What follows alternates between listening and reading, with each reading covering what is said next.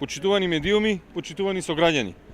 Германската канцеларка Ангела Меркел и францускиот председател Макрон изјавија дека земјите од Западен Балкан кои се залагаат за членство во ЕУ, меѓу кои сме и ние, имаат мала непосредна перспектива за нивно пристапување во блокот, наведувајќи дека прво треба да се средат дома.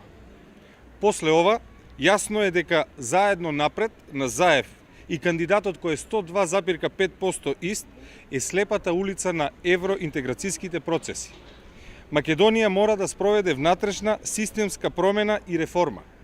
И дека такво нешто може да направи само личност со огромен интелектуален и морален капацитет. Личност како професор Гордана Силјановска-Давкова. Професорката Силјановска во текот на целата кампања доминираше со своите познавања, со својот интелектуален капацитет и визија. Таа отворено проговори за својата председателска програма и за моделите на решавање на најболните политички и национални прашања. Таа на секое поле и при секое соочување докажа и покажа дека доминира над против кандидатот, а особено доминира над неговите поддржувачи и нивната реторика. Резултатите од првиот круг покажаа дека Македонија се води во погрешна насока, а особено сега, во времето помеѓу двата круга, социјалдемократите покажаа врв на безидејноста.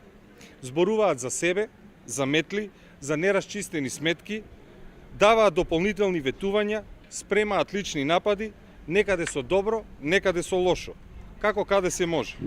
Македонија не е личен имот. Народот сака подобро утре, сака правда. Таа желба за просперитет на татковината е поголема од секој поединец. Да ги оставиме личните несогласувања. Победата на правдата е победа на македонците, на турците, на ромите. Таа е победа на Македонија. Тоа е вистинскиот пат по кој треба да чекориме. Професор доктор Гордана Силјановска-Давкова за председател.